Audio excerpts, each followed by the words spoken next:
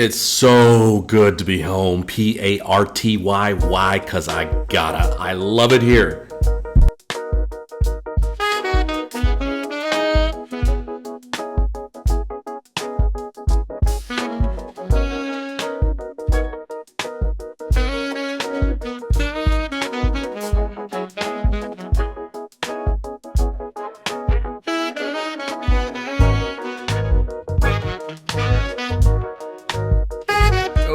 Okay, so for a very quick, dark, and somewhat confusing tonal shift here, getting back was no walk in the park. From Seattle to Seoul, and I'm probably going to bring this story up like for the rest of my life because I resent this so much. I spent 12 hours on a plane in front of a young family, a mom, a dad, and a little boy, who was probably no more than 4 or 5 years of age, all of whom seemed to be suffering from a cold. There was sneezing, there was coughing throughout the flight from all three of them when they were awake. And having been around nephews who were constantly having to be reminded to cover their mouths when they cough, I'm kind of good at hearing the differences between a muffled cough with a hand over it and a cough that is just unadulterated and just lets loose on everybody around it. The difference between that muffled cough and that free-spirited, unencumbered cough that loudly and proudly projects its phlegm, its mucus, its bacteria, and detritus everywhere, especially upside the back of your head, is trash, out of this world, and not in a good way. I don't know why people think it's okay to just project their germs to the people around them, especially in like cramped economy class seating. People are nasty. They're just nasty. Trash. Now, anybody who's flown on an Asian airliner knows that Korean airline, Japanese airlines like Nippon, Air Nippon, or the Thai Airways, those are very typical of, they kind of have a certain flavor per se. The hostesses might as well be models, all young, all fit, all pretty. Anyone flying from Asia to America will often notice the difference between the crews on different sections of that flight. If you're flying, say, between Seoul, Korea and Seattle, then in Seattle you've got to get on the American leg of that flight, you'll notice a stark difference between the crew. I'm not saying that it's okay, I'm just saying it's noticeable. It's like going from a Lamborghini to the Scooby-Doo Mystery Machine sometimes. The trip from Seoul to Bangkok ended with the most frustrating display of face I have yet to encounter from my mother. I spoke about face previously and how ingrained it is in the Thai psyche. I find it to be debilitating. I instructed her that she needed to put her purse and other heavy stowaway things underneath the seat in front of her, and that this was actually the law. It's not me trying to be a bossy son. It's hard to explain to a person that in the event that the plane crashes, it goes from a couple hundred miles an hour to zero almost instantly, but that purse that you're holding onto will continue at 200 miles per hour onto the head of the person in front of you. Remember, the Space Shuttle Columbia broke apart while landing because a week earlier, a piece of foam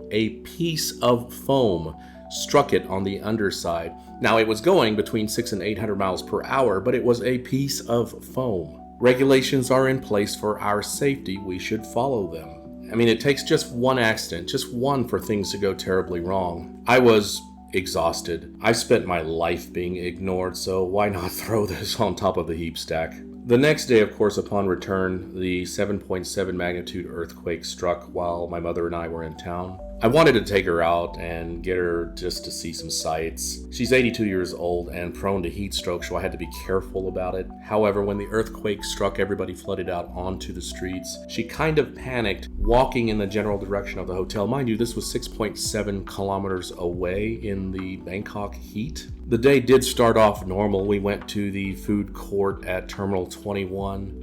Quite impressed by it. It's a good-sized food court and the prices are really good. I do prefer the Happy Land food court across from the Mall Bangkok for prices and variety. But for a tourist destination, the Terminal 21 food court ain't half bad.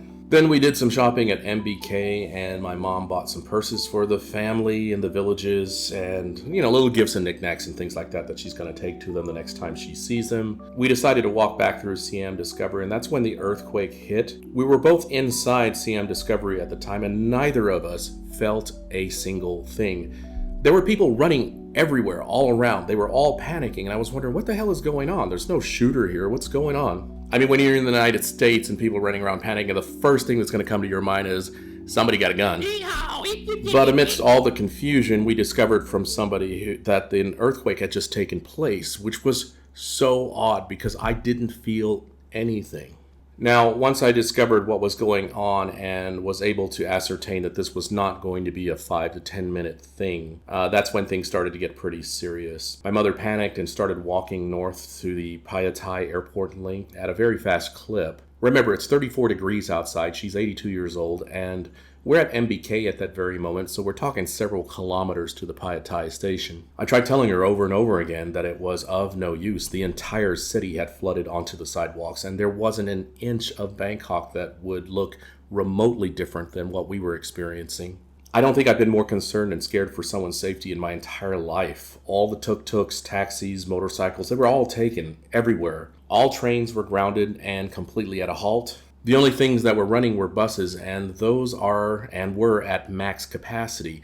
The only buses going to and from anywhere remotely close to our hotel was the 36 bus, so we ended up walking to Anu Sawari, or Victory Monument, getting on the 36 bus, and 6 kilometers and 6 hours later in an unair-conditioned bus, being about 2 kilometers south of the hotel. My mother had pretty much insisted on walking the rest of the way, and that did not go well because she had to stop about 3 or 4 times due to leg cramps. I was panicking, trying to find a taxi that would take us. Luckily, we did make it back to the hotel. I think it's important to also point out that there were very real lives that were affected by this earthquake. The building that had fallen was actually, I believe, 49% owned by a Chinese company, and they can, and I'm not saying that this building did, but they can have kind of dubious standards for construction. Either way, there are 45 people who were buried underneath that rubble, and that's 45 people way too many. So I do count my blessings that what I went through was really scary for me because it's really hard to explain when you're trying to take care of someone who, by no fault of their own, have managed to make it to a place in life where they are physically compromised and to some extent emotionally compromised, but that's another thing altogether. And they're your number one priority at that period of time. Had it just been me, I can sleep on a sidewalk. I have no problem walking 6 or 7 kilometers. Will it be fun? Hell no, it won't, but I could do it. So I'm back. I'm counting my blessings. I am glad that it wasn't as bad as it could have been for us, but cognizant of the fact that there are very real lives that have been affected by this thing. And as always, my thoughts go out to them. If you enjoyed this video, please do me a solid and like, subscribe, and comment. Thank you so much.